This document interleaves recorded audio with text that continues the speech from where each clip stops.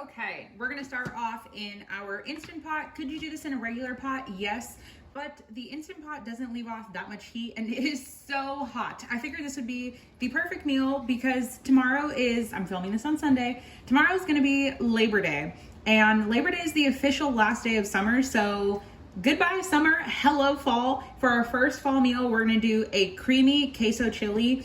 Could you add meat to this? Absolutely. I'm just not going to because there is no reason, I'm just not going to.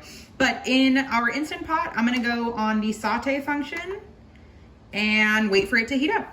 While we are waiting for our Instant Pot to heat up, I just finished okay, I need more olive oil. Okay, actually, instead of olive oil, I'm gonna go in with what? Instead of olive oil, I'm gonna go in with some not so healthy bacon fat because it is one, good, two, it tastes like bacon. I definitely used it for our eggs this morning and it just gives you like a meatiness without having to use meat, you know? So while we are waiting for this to heat up, the only thing that I don't like about the Instant Pot is that the saute function is just like one heat. There isn't like a low or a medium or a high. I mean, I guess it definitely does say like less, normal and more, but that doesn't mean anything when it comes down to the saute function. Anyway, we are gonna add half of a medium onion and we're gonna add one large, small diced up bell pepper. I don't know why that just like lost my brain. Also, saying lost my brain makes no sense. Anyway, we are just going to let this sweat out for just a couple of minutes until everything starts to kind of just like mellow out a little bit. It already smells really good. Okay, then I have 3 cloves of garlic that I'm just gonna try to press in here. Then we can just give it a stir, and then of course, you never want to let your garlic burn. Burnt garlic has a super, super bitter taste, and there really is no coming back from that. And if it happens, it's okay. Just, you know, charge it to the game, whatever that little phrase is. But I'm gonna let these cook for a couple minutes just till they soften up, but you wanna keep everything moving maybe like every 35 seconds. Everything is cooking really nice, getting a good little fond on the bottom. I know it's like super steamy and you guys definitely can't see anything. But now we're gonna add our seasonings. I'm gonna go in with 1.5 teaspoons of chili powder. Now, if you have kiddos that you're making this for and you're kind of nervous when it comes down to adding chili powder, just remember that, of course, you can always use less, but chili powder is not spicy because chili powder is a blend of multiple different chilies rather than like a specific jalapeno or a bell pepper or a poblano. It's a mixture of a bunch of different kinds. So, and of course, the spiciness can vary from brand to brand, but almost everyone I've tried has never been spicy. Then we can add 1/2 teaspoon of some cumin. Then I'm gonna go in with about 1/2 teaspoon of some salt and about 1/2 teaspoon of some black pepper. Then give it a stir. Same thing with your garlic. Do not let your spices burn. This is where you're really building all of your flavor here by letting everything get a chance to hit the heat and really sweat out. Then I'm gonna add 1 can of, these are just pinto beans. I went ahead and rinsed and drained them. Then once again, give it a stir. Then we can add a 14.5 ounce can of diced tomatoes. Bonus points if you have the ones that have the green chilies in them, just extra flavor.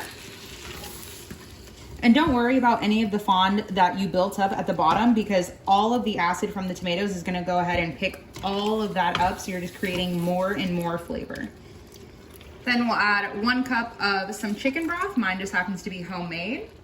Then we'll give it a mix. And obviously if you're trying to make this vegetarian, then go for like a vegetable broth. But I mean, chicken is just more flavor, and especially since we're not using meat here. So now what I'm gonna do is I'm gonna put this on, okay, well, if I could click the buttons correctly, I'm gonna put this on manual and I'm gonna lower it all the way down to 10 minutes. I'm gonna go ahead and add the lid, put it on sealing, and I'm gonna pressure cook it for 10 minutes. You could do this, like I said, in a regular pot for about 15 to 20 minutes, maybe even 30, just to build all of that flavor. Okay, it's gonna interrupt me. Then after this is done, we will come back and we will get to all of the creamy, dreamy portion of this. I went ahead and released the pressure. Now we can go ahead and open. Now everything is super soft, super tender, smells really good, and all the flavor is really nicely concentrated. But now we're gonna add the creamy portion to make this a creamy queso chili. But of course, the one thing, whenever you are adding either cream, cheese, sour cream, what's that other stuff that comes in a block? Cream cheese, anything dairy related, you don't wanna add it while it's too hot. Whenever you add dairy products to something that's too hot, it'll tend to seize and curdle and separate and have some chunks, and sometimes you can fix it, sometimes you can't. It doesn't mess up the taste, but as far as the visual of how it looks, so basically you wanna wait to let this cool a little bit. So I like to go ahead and take off the lid. You can also definitely take it out of here. Of course you want, what are those things called? Oven mitts? Yes. You want to use oven mitts to go ahead and take this off. And whenever you are going to take it and move it, I like to take the silver lining out and put it on the stove. Obviously, do not try to reheat it on the stove. Like, this pot is not meant for that, but it works in the Instant Pot. While we're waiting for everything to cool, when it comes down to adding the creamy portion, you can add a plethora.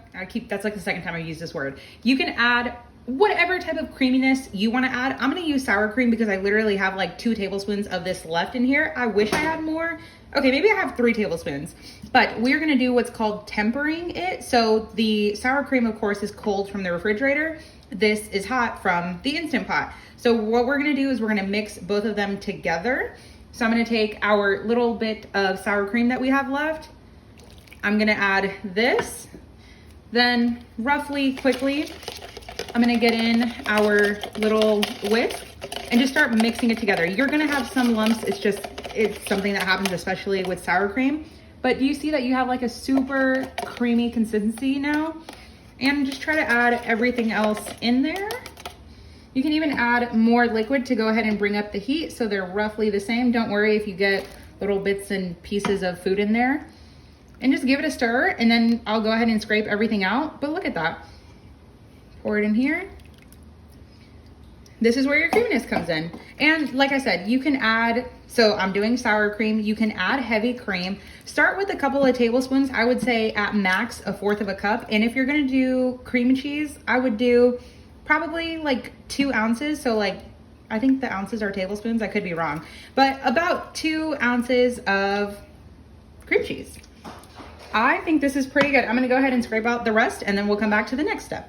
Okay, actually, I want it a bit more creamy. I'm not gonna temper this. I'm just gonna add about a tablespoon. Yeah, we'll go with about a tablespoon of some heavy cream. You can add milk, but whenever you add milk, milk does not thicken and it doesn't really make it creamy. It just kind of gives it that white cream color. So I would say stick to like a heavy cream, worst case, a half and half. Then our second to last step is, I definitely think I already said that, but we're gonna add some cheddar cheese. I'm just using an extra sharp cheddar cheese.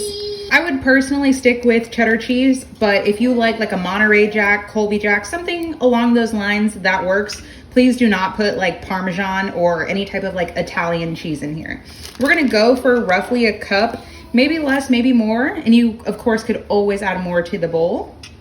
Then our last and final step is the juice of 1 lime. Then we can just stir everything together. And of course, if I had cilantro, I would definitely add it. The lime juice gives it that nice acidity and brightness that you would want and need. But of course, the cilantro would just take it above and beyond, but your girl did not have some. Okay, we are all ready to serve. And there you have it, a super creamy, yummy, it looks yellow on camera, but it's really orange soup.